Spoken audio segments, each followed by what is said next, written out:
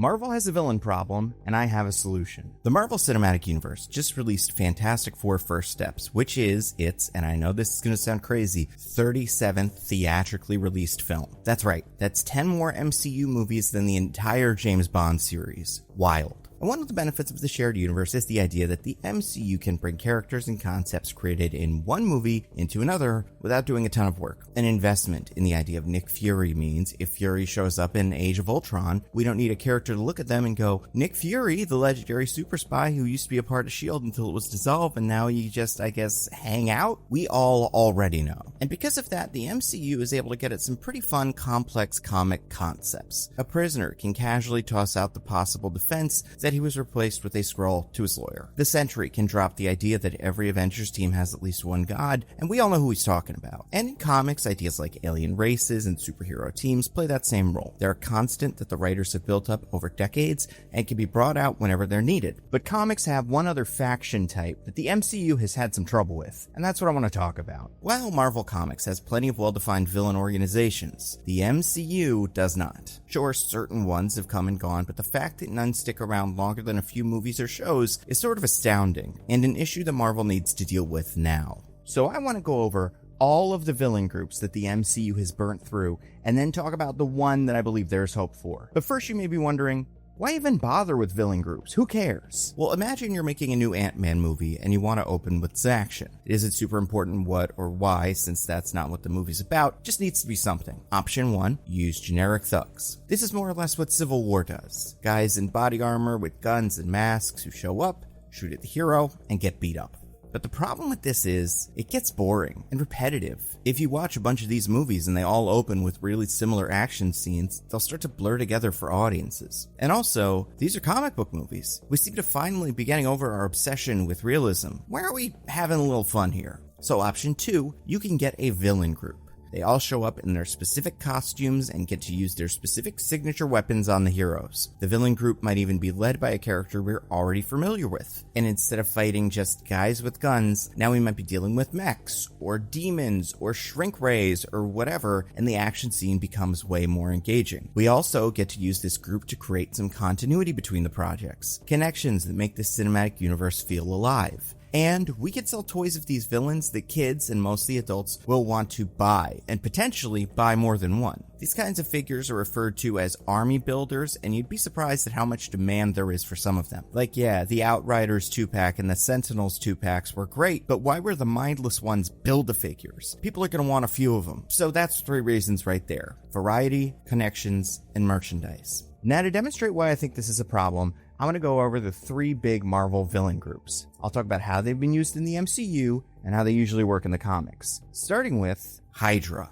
In the movies, Hydra is described by Peggy Carter as a Nazi deep science division led by Johann Schmidt, aka the Red Skull. Schmidt splits from the Nazis after they question his obsession with the Tesseract, and he turns Hydra into his own personal army. Values-wise, this is where it gets tricky. Where the Nazis were focused on eliminating specific ethnic and religious groups, most notably the Jews, Red Skull did not seem to share that same ideology. They seem to just want to take over the world. Generic fascism. He creates an army of soldiers outfitted with sci-fi weapons powered by the Tesseract, and even a fleet of tanks able to shoot Tesseract energy. Schmidt also has his head scientist Arnim Zola work on recreating the super soldier serum that gave Schmidt and Steve Rogers their powers. This sort of works on Bucky. Zola eventually gets captured by Cap and the Howling Commandos. At the end of Captain America 1, Red Skull is disintegrated and Hydra is foiled by the SSR. We learn in The Winter Soldier that S.H.I.E.L.D. Operation Paperclipped a bunch of high-value Hydra scientists, including Zola, and they, unbeknownst to S.H.I.E.L.D., recreated Hydra. It is unclear how many S.H.I.E.L.D. agents were Hydra, but we learn that Strike, led by Brock Rumlow, and several political figures like Senator Stern and Alexander Pierce were Hydra. By the end of The Winter Soldier, Steve and friends destroy Hydra and S.H.I.E.L.D. We learn between Winter Soldier and Age of Ultron, the Avengers assembled to take out the remaining Hydra strongholds. At the time, the organization seemed to be led by Baron Strucker, who was operating out of Sokovia. The Avengers attacked all of the Hydra bases, and at the start of Age of Ultron, we see them defeat Strucker in Sokovia, which seemed to be the end of Hydra. Now, there is a lot of stuff I'm not going to cover here which takes place in Agents of S.H.I.E.L.D., but I'll give you the broad broad strokes. Hydra was apparently formed centuries ago to worship an inhuman named Hive, who was banished to another planet. This Hive-worshipping cult existed all throughout history, and it wasn't until World War II times that Schmidt took it in a more science-fascist direction and away from its Hive-worshipping roots. When the Schmidt Hydra was destroyed, old Hive cult Hydra became the main Hydra again and did a bunch of stuff with Coulson that doesn't really matter because it's not in continuity. And by the end of Agents of S.H.I.E.L.D., both Hydras were gone. In the comics, Hydra is pretty much the second thing. There are a bunch of cultists obsessed with the magic spear of Imhotep who try to take over the world and briefly get involved with Hitler, although that's not their main deal. They're mostly led by Baron Strucker and run a whole bunch of companies and even invent a decoy villain group to distract S.H.I.E.L.D. named Secret Empire. And with 738 appearances according to the Marvel Wiki, Hydra is the most consistent villain group in Marvel Comics. So okay, that's not a bad start.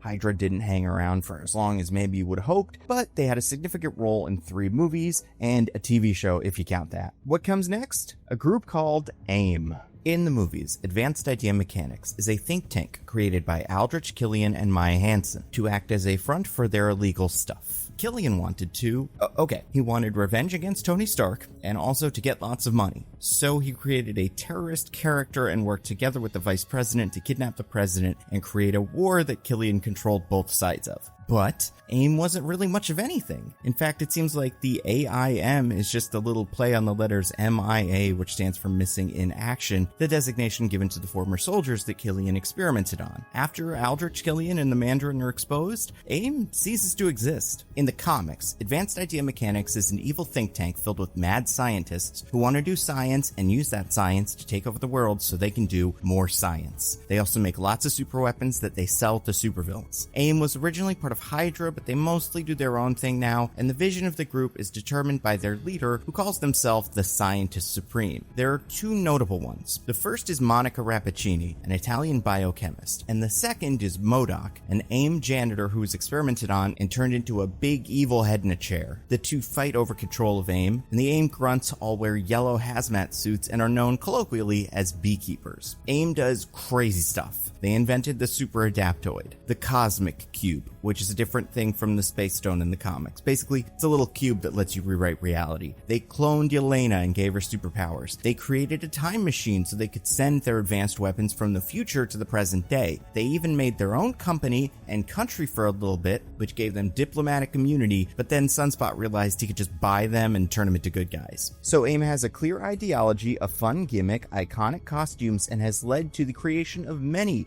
fun Marvel Comics villains. And yet, in the MCU, they were a one-off company created by Aldrich Killian and then never used again. But if you think that's bad, let's talk about our third Marvel villain group, The Hand. So The Hand hasn't really shown up in any of the MCU movies, but most people would be familiar with The Hand from their appearances in the Marvel Netflix material, specifically the back half of Daredevil Season 2, Iron Fist Season 1, and Defenders. Keen watchers may realize something. Those are the Marvel Netflix things that nobody likes, along with the back half of Luke Cage Season 1 and maybe Jessica Jones Season 2, but something about The Hand not only did not work, but made everything it touched worse. The Hand is a group of 5 people: Alexandra Bont, Madame Gao, Murakami, Bakudo, and Sawande. They were all students at the mystical city of Kunlun who quit because they wanted to use magic to be immortal, and apparently that's against the rules because magic is mostly used for big punches, so they left and started their own gangs, which were each the 5 fingers of the Hand. They learned that they could use ground up dragon bones to make an elixir that would bring them back from the dead. So they did that for a while, but they ran out of bones, but then it turned out there were some bones under New York City, so they tried to get them by infiltrating the New York criminal underworld. This meant working as ninjas for Fisk, dealing heroin, and also opening up a summer camp or something. I couldn't tell you what Bakudo was up to on that show. And they needed a magic person called the Black Sky to get their dragon bones, and it turned out that Matt's dead girlfriend Elektra was also a Black Sky, so they killed her and then brought her back from the dead. The Defenders beat the Hand, and they all died. The end.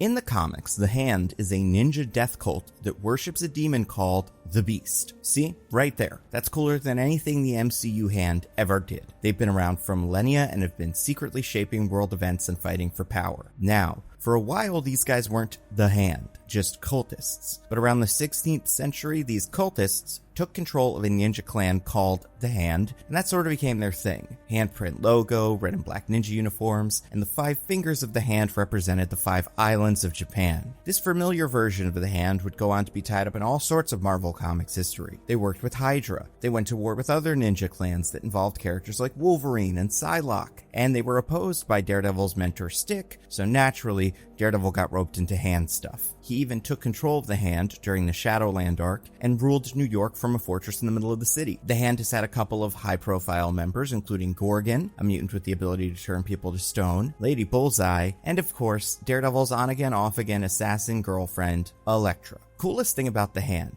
is that while their ninja army is dangerous on its own, they've also mastered the art of resurrection and are able to take dead fighters and bring them back as undead versions of their former selves. They can also use magic to corrupt the souls of their allies and enemies. And like I said, they worship a demon called the Beast, and their official mission is to dishonor God by destroying what he's made. That's sick.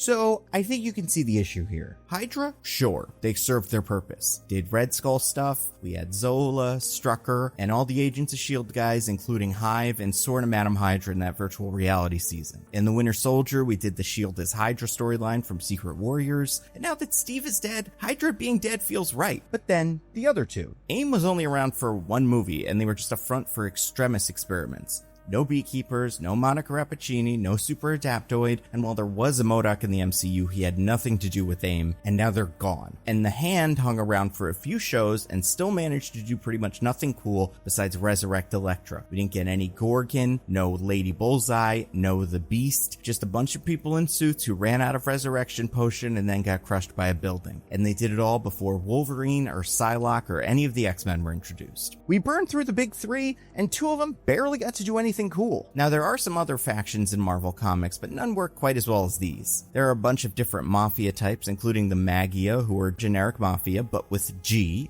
and the Tracksuits, who are Russian, but none of those gangs have an iconic look or some sort of gimmick that sets them apart from your average mobsters. And then you've got the Brotherhood of Mutants and the Masters of Evil, but they don't have grunts. All their members are main characters, brought together to do bad guy stuff. Now, the MCU has introduced some other villain groups, but I don't think any of them are going to be able to fill this void either. You've got the Ten Rings, who, according to that post-credits scene, will return, but I have my doubts since we haven't seen Shang-Chi in like 4 years. The Black Widows and the Red Room were Russia's answer to S.H.I.E.L.D. They even had their own helicarrier, but they're dead now. The Intelligentsia was just a bunch of dweebs, and then that's kind of it. But Marvel needs a villain group. One with grunts and outfits and a gimmick. And luckily, there's one left, but unluckily, they had a pretty weird start. If you saw Captain America Brave New World, you may remember, among the various Hulk friends and enemies, a cameo by one Giancarlo Esposito, a beloved actor from such hits as The Boys, The Mandalorian, and of course his most famous role, say it with me, Big Bird's friend Mikey on Sesame Street. Also, he was on that Better Call Saul sequel or whatever it was. We'll get to it. But Giancarlo also appeared in a handful of scenes in Brave New World as a character named Seth Vogler, but nicknamed Sidewinder. Now that is not to be confused with the other MCU Sidewinder. That time the word Sidewinder was spoken by the greatest Marvel character Justin Hammer during his ex-wife's speech. It's been a while since I mentioned him. But a Sidewinder is also a type of snake known for moving sideways on sand. And his snake name makes sense because in the MCU, Vogler is the leader of something called the Serpent Society. As far as we know, the Serpent Society is some sort of mercenary group consisting of Vogler, a bunch of goons that Captain America killed, and this guy who is apparently Copperhead. Something you only learn from the credits. But Nando, you're saying, who cares? They were just some MCU bad guys like these guys or these guys or these guys. Why does it matter if they had snake code names? Well, in Marvel Comics, the Serpent Society is something very different and way more interesting than just a couple of guys with some guns and knives. They are perhaps the most fun villain group in Marvel Comics, and I would argue adapting them as a sassy SWAT team was a mistake, but one I'm hoping the MCU can fix. But before we talk about the Serpent Society's role in the comics, I want to talk about how they were used in Captain America Brave New World. In case some of you forgot who they were or haven't seen it, but know that knowing about them isn't going to spoil the the movie that all the trailers spoiled 3 months before it was released anyway. The first big action scene in Brave New World takes place in a Mexican church. Seth Vogler, aka Sidewinder, the leader of the Serpent Society, although it's usually just called Serpent in this movie, has procured something that we will learn is the fictional metal adamantium, and he's planning on handing it off to a mysterious buyer at the church. But oh no, Captain America shows up instead. Cap uses his various wing gadgets and a bunch of hand-to-hand combat to beat up almost all of the goons, before facing off with Vogler, who does one of those classic Giancarlo Esposito monologues, while his co-snake, Copperhead, attacks Sam with 2 knives that are made of adamantium, a fact that we only know because the director said so after the movie. Sam beats this guy, Joaquin, in the old Falcon suit, stops some other Serpent goons, and secures the adamantium, but Vogler disappears. Later in the movie, Sam is driving one of those humongous pickup trucks he owns, but it is exploded by Vogler, who tells Sam that he has spoken with the buyer, who said that Sam would be here and would try to reason with him. Then Vogler kills some cops, fights Sam, stabs Sam twice. Don't worry, Sam is fine for some reason. He says the shirt is Kevlar weave, which should be news to all that blood at what must be an open wound. But anyway, Sam beats Vogler by kicking him like that, and Vogler is imprisoned. In the raft, you say? No, I think Sam's guys just have him because like a day passes and he's still hanging out with them. Also, he's conscious even though that happened.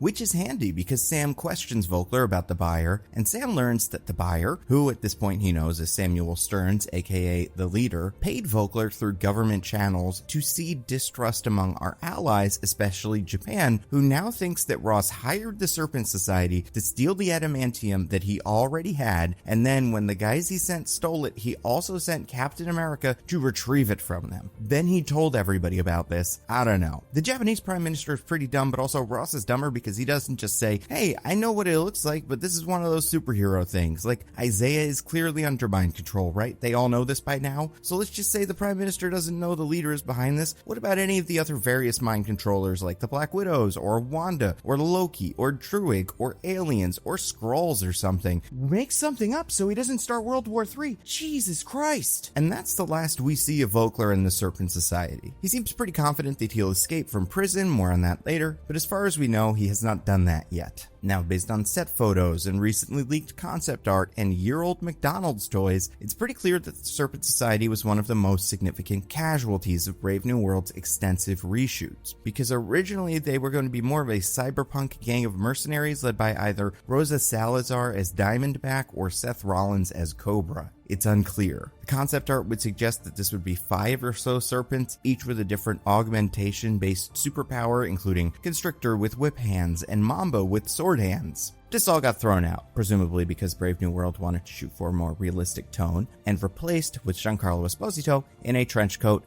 and this guy.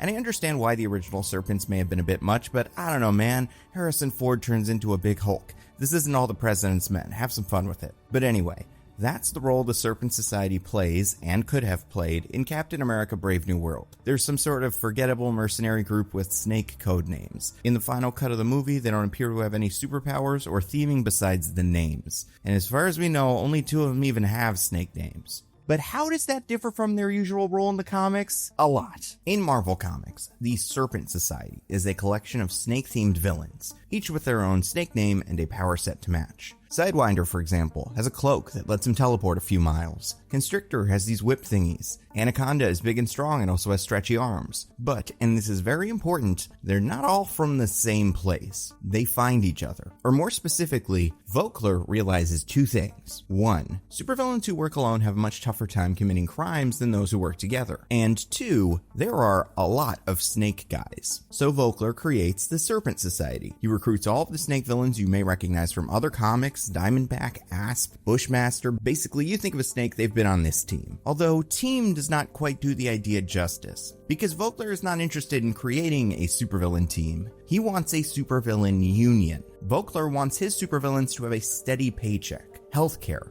a 401k, and the security that comes from the specialization of labor. Maybe not every serpent needs to go on every heist. And since the society has a wide range of superpowers, Vogler can pick and choose a team made up of skills that fit that specific job. And on top of that, because Vogler can teleport, he can guarantee that any serpents who are caught and brought to jail are promptly freed and back on the streets. It is a genuinely visionary idea, one that is eventually targeted by Madam Hydra, now going by Viper, and the Society is Civil Ward. They show up here and there, but those initial runs in those Captain America books are really where the Serpent Society shines. Sure, Marvel has different villain groups. You got the Masters of Evil, the Brotherhood of Mutants, the Sinister Six, but none of them felt quite as human as the Serpent Society. They were all about high-minded pursuits. Revenge, civil rights, more revenge. But the Serpent Society was a business, one that offered housing, bonuses, and a sense of community for otherwise lonely supervillains. The only two other versions of the society worth mentioning here are the Sons of the Serpent and Serpent Solutions. Sons of the Serpent is just a hate group that goes after undocumented immigrants. They don't appear to really be associated with the Serpent Society. Serpent Solutions is the society, but organized as a consumer-facing company.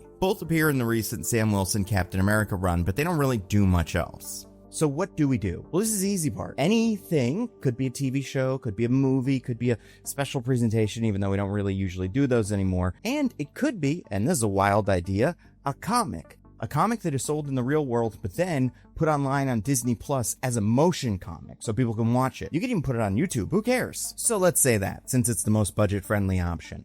A comic where Vogler creates the cool version of the Serpent Society. And this would not only reinvent the Serpent Society, but it would relaunch Seth Vogler as a fun character. Because sure, we've seen Giancarlo play dispassionate villain after dispassionate villain after dispassionate villain, but his most well-known role is more complicated. On Breaking Bad, Giancarlo plays Gustavo Fring. He's a meth kingpin who uses his chicken restaurant, Los Pollos Hermanos, as a front to sell meth, but it's also a good chicken restaurant because Gus is a good boss, one who treats his employees well. So why not that, but supervillain? So first episode, Vogler is broken out of Allenwood by his old friend Jordan Dixon, who works as Roxxon's head of security. Dixon needs Vogler's help to track down Rachel Layton, a prisoner who is being experimented on by Roxxon, but woke up mid-procedure, panicked, and ran. She's got new cybernetic arms that can create little diamonds that make explosions, like the Brave New World concept art. While he's tracking her, we can learn some things about Vogler, like maybe his uncle or something was a union leader who he always respected. And while she's on the run, we'll learn that Layton has joined many groups and teams over her lifetime, but none have actually looked out for her. The gymnastics team she was part of as a kid, the gang she was a part of as an adult, and Roxxon, the company she was working with now, all said the same thing. We're more than a team, we're family. But when things got tough, they each abandoned Layton. And when Vogler eventually catches her and hears this, he's interested because he knows there's a better way. Forget about all this family nonsense. What if their team was just a business, but a good business? One that took care of its employees and offered stability to people like them, supervillains, who never have any. So Vogler saves Layton from Roxxon, and Vogler and Layton create the new Serpent Society. Bulk of the first season would be Vogler and Layton, going down by their snake names, Sidewinder and Diamondback, tracking down all the other snake-themed villains and recruiting them to their new Serpent Society. It could be fun too if they're from all over the MCU. Maybe even have some cameos from other MCU heroes to establish that that week's new Serpent is part of their rogues gallery. You could maybe pick 5 of these guys and make a good team. Asp could be a former Black Widow turned Egyptian mafia enforcer who has a history with Moon Knight. Cottonmouth can open his mouth real wide, so let's say he's a vampire. Anaconda has arms that can just grow, so like let's say she's a mutant with big weird arms, and she was Sonny Birch's buyer who is trying to use Pym particles to fix her arms. Black Mamba has Dark Force powers, so maybe we can use her to connect Cloak and Dagger. She could be one of the villains they fought that we never saw. Rock Python is a mercenary from Africa, so let's say he was part of Claw's organization and got invulnerability thanks to some weird exposure to vibranium. Death Adder is probably the weirdest serpent, so let's rewrite his origin fully and make him an alien, maybe the same species as this guy, who accidentally ended up on Earth and everyone assumes he's a supervillain because he's unable to communicate. Puff Adder is a mutant who can inflate his body and feels like the sort of goofy power that would end up on She-Hulk's side of the MCU. And Constrictor was a former S.H.I.E.L.D. agent who tried to infiltrate a supervillain organization, but then when he was there, got recruited for real, so let's say that supervillain organization was the Ten Rings. And the Serpents will either already be Snake guys or get new Snake identities from Sidewinder and Diamondback. And they can all be pretty quirky. Not necessarily The Office, but like it's clear that on their own, these guys are not good enough to be real supervillains. But together, led by someone with vision, they can accomplish things they never could alone. The overarching first villain would be Dixon and Roxxon. Originally, they just wanted Layton back, but once the squad is formed, Dixon wants control over this new group and revenge on Vogler for screwing him over. And by the end of the run, we've got a Serpent Society that just exists and does crimes in the MCU. Need an action scene to open the next Avengers movies? Have them fight the Serpent Society. Want to throw a one-off villain into an episode of Daredevil? Make it a serpent, and then next time we see the Society, this guy is just on the team because Vogler would have recruited him between then and now. And if people really like the Serpent Society, do more comics. Give them a show. If the Thunderbolts existed for more than one movie and was a rotating team, reformed Serpent Society members would make great Thunderbolts. There is a reason this team exists in the comics, and a good reason why it seems like they were going to put him into Brave New World. And yes, their introduction was unexciting and forgettable, but because of that, Marvel has an opportunity to take this team back to basics and turn it into something that is genuinely cool. Speaking of changing, if you've watched videos on this channel for a while, you'll recognize I usually have purple and black soundproofing behind me when I record. It's been getting worse and worse recently, and that is mostly thanks to my manager, my cat, Mortimer, who loves to rip the soundproofing down. It's his favorite thing, and he's gotten a lot of it down. It started to look bad, and I'm just giving up trying to keep him off of it, so it came down. But now I've got all this new wall space, and luckily this video's sponsor, Displate, is here to help. I love Displates. If you've never heard of them before, this is a Displate. It is a collectible metal poster. They have tons of original designs, but also they've got a lot of stuff from DC, Marvel, lots of movies, and they're adding new designs, new franchises like K-pop Demon Hunters and Hades 2, which look really cool, and their comic selection is great. Tons of classic covers. You got Superman, Batman, Spider-Man, Peacemaker, Fantastic Four, Wonder Woman, Iron Man, and so much X-Men. Search around at Displate.com and you will find something awesome. And these are not just for big nerds like me. I've got a Displate in my living room, which is very light on nerd stuff. When my girlfriend and I moved out of Philly, I got a Displate that is a map of the city. It all comes shipped in this neat box, and I'm going to show you how easy it is to install. You just take this sticker leaf, put it on the wall, and then the magnet, and you're good. You can move the Displates around, makes them really easy to switch so you're not looking at the same poster every day. And they're all individually checked by a technician and signed. You can see all that stuff here on the back. And you can get them in different finishes. There's matte, which is what this one is. There's also a glossy, and then there's something called Textra. Now, last time I got a Displate, I did not have the opportunity to get Textra. I got one. I'm going to show it to you. It is easily my favorite one now, and I wish I gotten all of them in Textra. And of course, the Textra one that I got is from one of my favorite movies, Jaws. It looks so cool. It's got custom gloss effects and different textures here, so you can see like the Jaws is different. The shark here kind of pops out. It's very cool looking. I really love this one. It's my new favorite. Also, Displate just launched Custom Displate, so you can upload your own design or picture. It is a great way to turn your personal memories into professional looking art. So go to my link, displate.com/L/Nando, or use my code NANDO, N-A-N-D-O, for 33% off 1 to 2 Displates and 38% off 3 or more. And the Textras count for that, just not limited editions and Luminos. As always, thank you to everybody who continues to support the channel on Patreon. Thank you to everybody who listens to my podcast, Mostly Nitpicking, and everybody that follows me on social media. I'm Nando V Movies everywhere. That's all I got. Stay safe. I'll see you next time.